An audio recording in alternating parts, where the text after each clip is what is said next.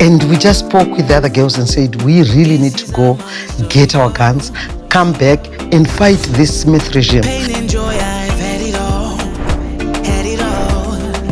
Can I tell you my story? Oh, this is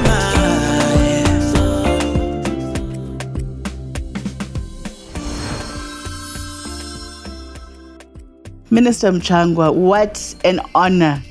I am absolutely over the moon to be here with you today. How are you, ma'am? I'm very well, Amelie. I'm very happy to have you. I know you've been asking for this interview for a very long time.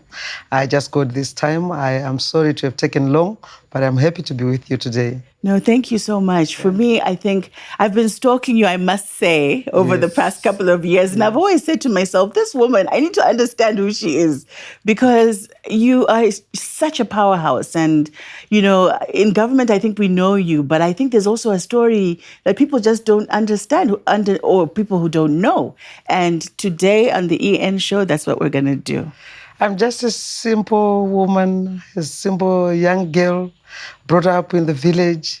A village girl, by the way. Really? Born in the village, yes. What village is this? In Gombakomba, that's in Zimunya. Okay. I wasn't even born in hospital. I was born right there at my mother's house. Wow. I'm the 8th born in that family. So my mother had enough experience. So she didn't need to rush to hospital. I was born at home. Yes, and I think at the time that was very normal for a lot of families, correct? There were a lot of women, elderly women in the village who would just help. They did the job so well. So number 8 in your family? Number 8. Wow, yes. That's a big family. And so now, fast forward, I just want to understand, you grew up in Mutare, Gombakomba area, and when you got to the age of 15, something really phenomenal happened to you.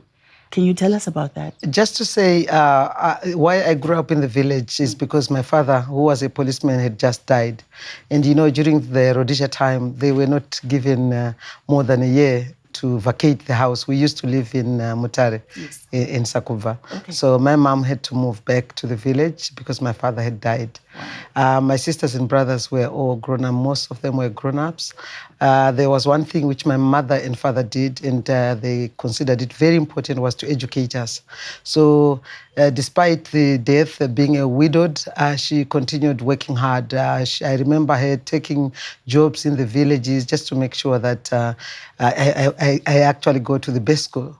Initially, I was to go to St. Augustine's, but because she felt I was still young, she wanted me to go to Mtambara High School. Okay. And the reason being that my mother comes from Mtambara. That's where my mother comes from. My mother comes from Gonzoni in Mtambara, and my grandmother comes from Rusitu. So I ran through that whole area. So as you rightly say, that was the time in 1975 it started there, when we started hearing all about the war. Yes. At my school, it's a Methodist school, United Methodist School, we used to preach about being independent. This is one thing which I have to give credit to the bishop who was actually running the school at that time. Who was the bishop at the time? Bishop Tendeka Mzorewa. So you know I'm a United Methodist person. Oh, is Minister. That right? I went to Hatso High School. Oh, so yes, the same. Mutambara, of course we are the same. Yes. And we used to go to church every three times on Sundays. I know that and, for sure. We would actually say, you know, Bishop Mzorewa would say, you, the young generation, look, Mozambique is independent. What are you afraid of to go and fight? So he inspired us as little girls. And I remember in 75, a lot of young boys and girls left the school for Mozambique. We were actually inspired by the Mozambicans. Look, the truth of the matter is during Rhodesia times, you know, a lot of Mozambicans would come and work on our farms. For us, we used to look down on them. And then when they got independent, it was like, wow, the black people in Mozambique has done. They've managed to chase away the colonizers, the Portuguese. We can also do it in our country. So that inspired us. That inspired our generation. That's why I call our generation Samora Machel generation. So early 76, we decided we're the first to leave the school that year. But there was a movement, because what I understand from people who were there, who left at a young age, there was almost like an energy that ran through the school that got people to kind of say, But what are we doing? Let's go, let's go, let's go, let's go. Emily, it was a spirit. Sometimes I can't even understand. Can you just imagine? I was a young girl, hardly 15, 14 and a half, somewhere there. And we just spoke with the other girls and said, we really need to go get our guns, come back and fight this Smith regime. Look, during that time, Black people, the only profession you looked up to was to become a nurse or a teacher. I mean, I know this is what a lot of young people don't believe, they don't understand. Maybe we are to blame, we have not written a lot of books, but it was unimaginable to become a lawyer or to think of even becoming an engineer or a big business person, let alone a politician. So your dreams were capped, literally, because you could only dream a certain way. You can only dream to a certain height because they weren't available those opportunities were not available to many people. Absolutely. Yeah. But we are very grateful to our elders who went to war. Information was trickling down. We actually saying, why is it that we are in our own country and we are not being given an opportunity to fly? And there was a newspaper which Smith used to publish, and that paper used to say, never in 1,000 years, never a Black person can ever vote in this country or even rule, even forget about ruling. So for us, we felt like we are being looked down upon. This is the only country we have, and the inspiration which was coming from Frelimo, they had done it. The inspiration which we were also hearing from Angola, MPLA had done it, and we felt like we can actually do it. So that's how we decided. It wasn't something we sat down and thought about for a very long time. Right. It was just one day, we're coming back for lunch. It was a boarding school, by the way, so we're coming back to the boarding area for lunch, and we spoke to a few girls who were very close to me, and we said, I think we really need to go. We need to go. And that's how we took the decision, and we left that afternoon. That's amazing. And I think when people hear, especially this new generation, when we hear about people moving away and going to war, we never really understand the sacrifice that is there. But we're going to take a break, Honorable Minister. And when we come back, I want you to really tell me just more about the experience that was there. But then when you came back, you also then joined government and you joined, was it a passion for you? Or was there any other option? Did you ever think of, I don't want to join government? I always say I never joined a political party. I found myself there. Wow. When I went to the war, I mean, for me, it was really fighting for opportunity. When I left Mutambara High School, I never knew about a political party. I'd never met a guerrilla. During that time, they had not moved into that area. But all what I wanted was opportunity for Black people. Wow, powerful stuff. Yes. Minister, we're going to come back. We're going to take a short break. And if you're watching the EN show, you do not want to miss our next segment. I am with Minister Monica Mutsvangwa, and we will be right back.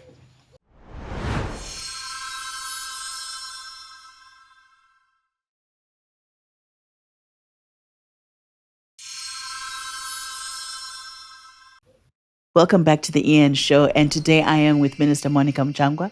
Minister, you were talking about being a 15-year-old young lady crossing the border, going into uncharted territory. For me, I think the question has always been, as women in the liberation movement, how was that to be a woman? How was that to go through all of that and then come back and be so passionate about women's empowerment? Maybe you can just give us a bit of flavor on that. Like I said, it was like a spirit. I call it that Samora Machel generation. It's certainly not easy for a 15-year-old to go to a place where you don't even know, like you say, an uncharted area. We didn't know where we're going to, but we're so sure for some reason that we'll get to Mozambique. The Frelimo will help us train. We'll get guns. That's all what we wanted. Get to Mozambique, get trained, get our guns and come back and fight Ian Smith and his forces, Rhodesian forces. Yeah. We had seen a lot of harassment of our Black people. My mother suffered so much. She was ahead of her time. She was strong, very passionate about education. She wasn't educated herself, but she wanted me to be educated. I had been given that opportunity to go to school. So I didn't leave because I didn't have the opportunity to go to school. I had that opportunity, but I decided I wanted to give opportunities to all. That's where where it always comes from. When I fight, when I continue working hard, I work for the people of this country. I love the people of this country. I love opportunities given to the young generation. That is what drove us. Well, I will not, the whole story is long, but I got there. The first camp I settled in was at Nyadzonya. And as you are aware, that year I arrived in June. In August, we were attacked. Wow. I had not been trained. Nyadzonya was a refugee camp. So were you there during the attack? Yes, I was. Wow. I actually left 4 girls. I always remember the 4 girls from Tambara. We had no boy among our group. It was just girls. It was me, Monica Parrenyatwa, another girl, Sophia Munakandafa, who was hit in the war, and I heard she came back with no arm, but she is late now. Then another girl, Veronica Chigumira, she died at that Nyadzonya camp on that day. We were young girls, not trained. It was a refugee camp, no food, nothing. But we survived. Those who survived by God's grace. God's grace. But this is the first time in my life to hear a gunshot. Wow. This was my first time in my life to see, as we were running from the gunshots, you know how the Rhodesians did it to come to Nyadzonya. They actually disguised as black Zimbabweans who are coming from the front. And for some reason, one or the other, the Frelimo were also, they were distracted. It was on August, the biggest holidays, Heroes Day. Right. And we were all in the ground. So young kids, where we were, no food, nothing, but determined to say an opportunity will come for us to go to the training camps. Nyadzonya was a refugee camp. So that's the first time I saw that actually somebody's head can get off by a bullet and somebody can run for 5 or so minutes. Wow. I saw that, and I had never seen this in my life. So it was traumatic. We ended up at Doroi. Then at Doroi, after a few months or years, I have to remember, I just decided I had come to be trained, to be a soldier, to go back. I actually ran away from that camp to go to Chimoyo, because we knew there was Chimoyo. Chimoyo was a training camp. Okay. You know Chimoyo, where the shrine is? Yes. That was a training camp. So that's why I ended up, got trained, exactly what I wanted. Before I got trained, I went to Chitepo College. It was called Wambua, to just do the ideology, to learn about the war. This is where I learned about Mao Zedong, Lenin, and all those progressive nations who are really there for the democracy, for removing racism, removing all this kind of looking down on derogatory way of looking at other people. So I learned through that. Then I went to the actual training. I trained. It was a tough training. I'm a soldier, fully trained, ready. The training was tough for both girls and boys. And boys, yeah. Because if training was lighter for girls, what it meant is when we go to the front, they will die. But we know our girls are very strong. I've got a question, Minister. Yes. For me, was there ever a moment where you said to yourself, this is too much? I can't deal with this. Is the reality of where I am, and the dream that you had in your heart. There was a misalignment, and you wanted to just go home. Because I can see myself doing many that. Times, Emily, many times. Yeah. Remember, we were young, ordinary people before the training. What helped me later was the ideology, what strengthened us, that other nations had gone through that. And when we also spoke to the Frelimo soldiers, what they went through, that then strengthened us and said, we really have to go through it all. Yes, there were some who even after a few months, they tried to run away. Some were caught at the borders, some shot by the Smith regime. You know, a lot happened. Okay. But as for me, I got stronger and stronger. I got so determined, and with others, as we really felt that the Smith regime was treating us like little children, no rights. We knew nothing about who was running this country. Rhodesia is Rhodesia. No black person knew who was going to be the president. No black person ever voted. We didn't know who was going to be the member of parliament in the parliament of Rhodesia. We had nothing. We were not considered as adults. We had no rights. We had no democracy in this country. I know a lot of young people who have been born after independence, they think it was just there. It was normal. But there was a lot. In this area where you are in Highlands, no black person could visit around here. You needed a geared marsh, a permit to move around as a maid or a gardener. These are things which a young generation don't know. It's sometimes good to know where we are coming from, so that we know who we are and be proud of where we have come from.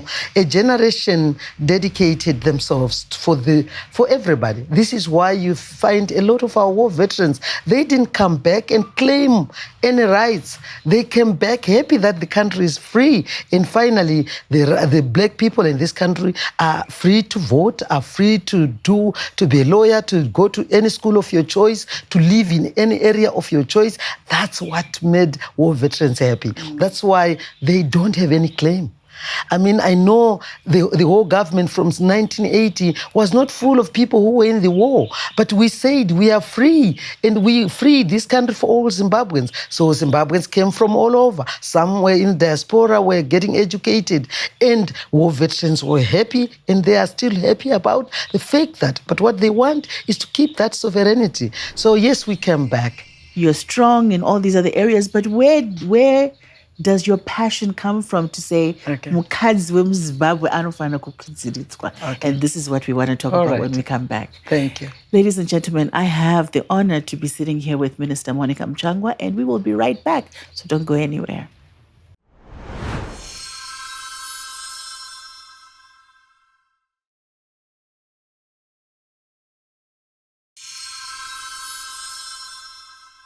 Welcome back to Ian, and I'm here with Minister Monica Mutsvangwa.